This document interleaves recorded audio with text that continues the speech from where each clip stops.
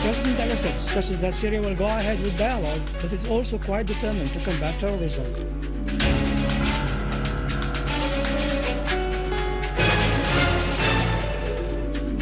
Jalili says Iran will not allow the breaking of resistance access, in which Syria represents an essential pillar.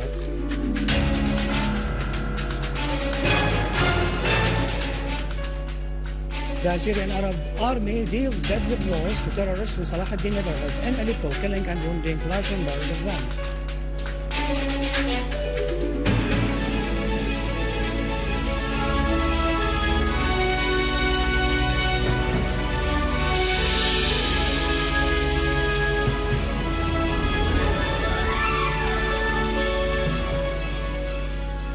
Good afternoon, ladies and gentlemen. Welcome to our news for today. Secretary of the Iranian National Security High Council, Saeed Jalili, has arrived in Baghdad to discuss the situation in the region with a number of Iraqi officials. Jalili had affirmed during his meeting with President Bashar al-Assad yesterday that Iran would not allow at all breaking the resistance access, of which Syria constitutes an essential part. He pointed out that what was happening in Syria was not an internal issue, but a conflict between the resistance axis and its enemies in the region and the world in a bid to deal a blow to Syria's role of resistance. President al-Assad had stressed during the meeting the determination of the Syrian people and government to purge the country of the terrorists and to combat terrorism without any hesitation. His Excellency affirmed at the same time that Syria would go ahead with national dialogue, as Syria is able, with the will of its people, to foil foreign projects which target the axis of resistance in our region and Syria's role therein. In a press conference at the Iranian embassy in Damascus, Jalili said everybody must stand in the way of those who try to obstruct solutions in Syria. He added that democracy does not evolve from centers of hegemony, pointing out that he had a confirmed document that the USA acknowledged the presence of terrorists and their infiltration into Syria to practice violence.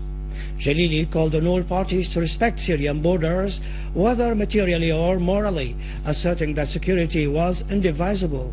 He emphasized that all the sides that supported the terrorists, whether financially or morally, were direct partners in those heinous acts of shedding the Syrian blood.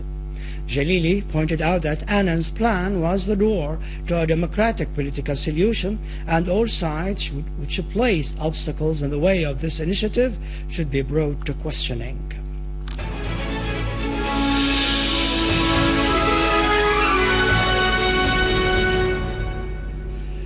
Our armed forces today took full control of Salah neighborhood in Aleppo, inflicting on the armed terrorist groups heavy losses, killing or wounding a large number of terrorists. Scores of terrorists were arrested, as others turned themselves in and surrendered their weapons. Large quantities of various kinds of arms were confiscated, which the terrorists used in assaulting citizens and perpetrating acts of killing and sabotage. Earlier today, in the Wara Ghyour and Assajan Street in Aleppo, the authorities carried out a typical operation against armed terrorist groups who had committed crimes and spread panic among citizens. Scores of terrorists were killed or wounded, and 3 pickup trucks provided with Doshka machine guns and a minibus were destroyed. The authorities also chased today an armed terrorist group that used 3 pickup trucks provided with Doshka machine guns and committed acts of killing and sabotage in Bab al-Nayrab neighborhood in Aleppo. The authorities destroyed the 3 cars and killed all their occupants.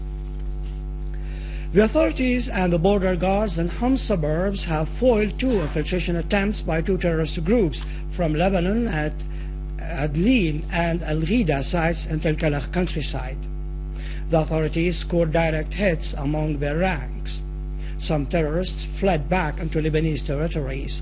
The authorities also ambushed an armed terrorist group that cut off roads and assaulted citizens between Al-Shayhat and Az-Zira villages in Qsir suburbs, and were able to kill 10 terrorists and wound others.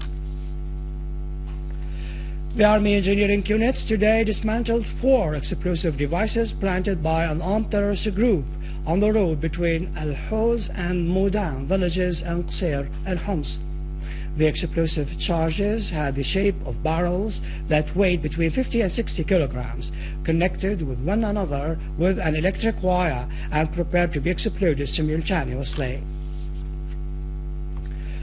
Another evidence to the unlimited support offered by the parties to the conspiracy against Syria to the tools and agents in the country, terrorist Thuwaybah Kanafani has admitted receiving training from Turkey to carry out acts of espionage inside a secret center run by the Turkish army.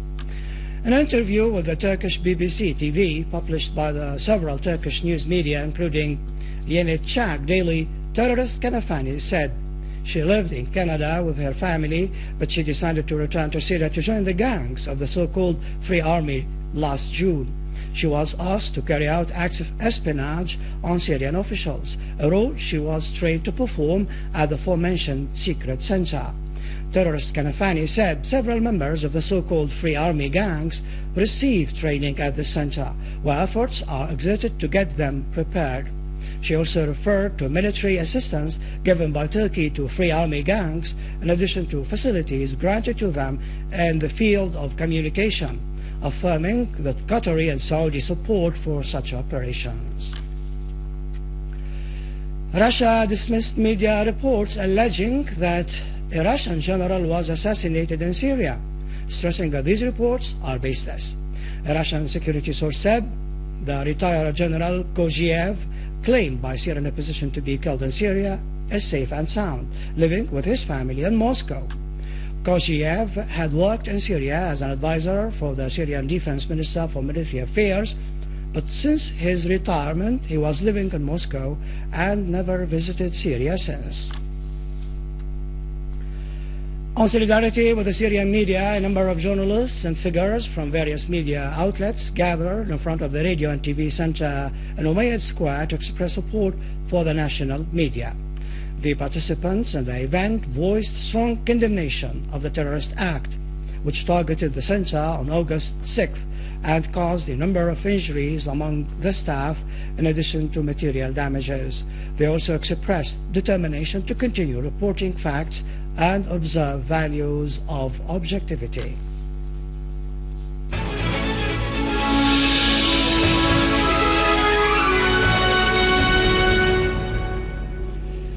In Egypt, 20 terrorists were killed and dozens injured following airstrikes by Egyptian warplanes in the Sheikh Zayed region in Sinai Peninsula. Eyewitnesses said the Egyptian military jets pounded several spots in the town of Sheikh Zayed town while chasing suspects. The attacks of 3 joint military police checkpoints late on Tuesday came 2 days after 16 border guards were killed by unknown assailants in an incident that laid bare security problems on the Sinai Peninsula. A resident from Al-Arish city was injured in the crossfire as gunmen attacked a Risa checkpoint. The 2 other checkpoints were on the main road between Al-Arish and Rafah.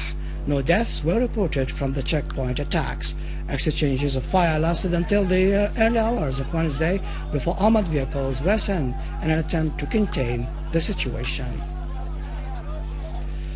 Finally, in occupied Palestine, Israeli occupation authorities continued the Judaization policy in the occupied territories as Israeli troops started expanding a settlement unit between Daniel and Eliezer settlement complexes erected in the town of Al-Khudr, south of Bethlehem. Palestinian sources warned against such policy, which aims at isolating more than 300 dunams of Palestinian land. With this, we end our news bulletin for today. For more information about Syria and the region, you can visit our website in English, syriaonline.sy. Up next, the latest business